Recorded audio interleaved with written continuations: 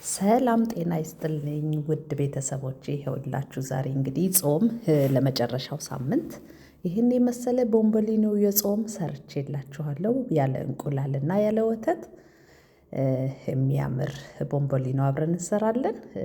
ላይክ ሼር ሰብስክራይብ እያደረጋችሁ ቤተሰብ ሆኑ እያልኩኝ እንደምታዩት ቀደም ብዬ ያቦካሁትን ሊጥ በዱቄት ፎርኖ ዱቄትና ሞቅ ባለ ውሃ እርሾና ስኳርና ጨው አድርጌ ለ30 ደቂቃ ካስቀመጥኩት በኋላ ነው እንግዲህ ሊጡ ቦክቷል። በማሽን ነው ያቦካሁት። እምጋግርበት የማስተካከልበት ለቦምቦሊኖ የሚሆነውን ቅርጽ ማስይዝበት እቃ ላይ ገልብጬ እያስተካከልኩ ነው ያለሁት። እንግዲህ በጣም ነው የሚጣፍጠው ቦምቦሊኖ ያለ እንቁላልና ያለ ወተት ለጾም ጊዜ ያው ለልጆች በጎኑ በሸኮላት ልታደርጉላቸው ትችላላችሁ። እኔም በአጋጣሚ ከልጆቼ ጋር ሆኜ ክሪስመስም ስለነበረ አብረን የሰራነው የቦምቦሊኖ አይነት ነው። እርግጠኛ ነኝ እንደምትወዱት። ለቻናሌ አዲስ የሆናችሁ ሰዎች ደግሞ ሰብስክራይብ እያደረጋችሁ ቤተሰብ እየሆናችሁ አብራችሁኝ እንድትቆዩ በአክብሮት ጋብዛችኋለሁ።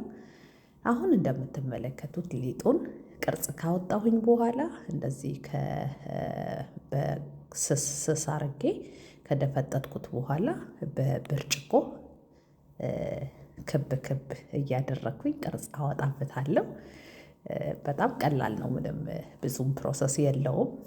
ቦምቦሊኖ ለመስራት በጣም ነው የሚጣፍጠው። በተለይ እንቁላልና ወተት ደግሞ ቢኖረው ደግሞ እጅግ በጣም ይጣፍጣል። ያው ዶናት ማለት ትችላላችሁ። ያው ቦምቦሊኖም ዶናትም ነው የሚባለው። እንደዚህ ካደረኩ በኋላ በውስጣቸውን ደግሞ በሌላ ክብ በአነስ ባለች ክብ ነገር ቅርጽ እያወጣሁኝ እንደምትመለከቱት ክሪስመስ ነው ብያችኋለሁ። ልጆቹ ተሰብስበው በቃ እነሱም ሊጥ ስጭን እያሉ ለነሱም ትንሽ ትንሽ በጭቄ ሰጥቼ አብረን ኢንጆይ አርግተን የሰራነው የቦምቦሊኖ አይነት ነው። እንደምትወዱት እርግጠኛ ነኝ።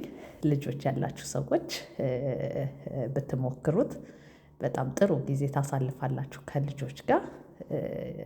ጾምም ስለሆነ ያው እኛም ጾመኛ ስለሆንን እንግዲህ የገና ጾምን እኔም አብሬ ከነሱ ጋር እንድበላ በማለት ነው። ለነሱ ግን ሸኮላትና ከረሜል እንትን እቀባላቸዋለሁ መጨረሻ ላይ። ያው እየተጨቃጨቁ ሊጥ እየወሰዱ እነሱም እያድበለበሉ ነው የራሳቸው የሚጋገርላቸውን ይፈልጋሉ። ሁሉም የኔን ጋግሪልኝ የኔን ጋግሪልኝ እያሉ የራሳቸው ያድበለበሉትን ነው የበሉት አንዳንድ ፍሬ ማለት ነው።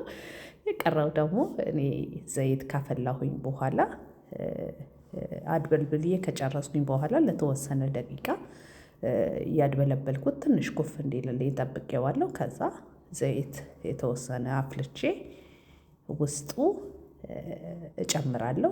ዘይቱ ሳይፈላ ትንሽ ሞቅ ካለ ብትጨምሩበት ውስጡ ቆንጆ ሆኖ ጥጥ ሆኖ እንዲበስል ይረዳዋል። ምክንያቱም ዘይቱ በደንብ ፍልቅልቅ ብሎ ከፈላ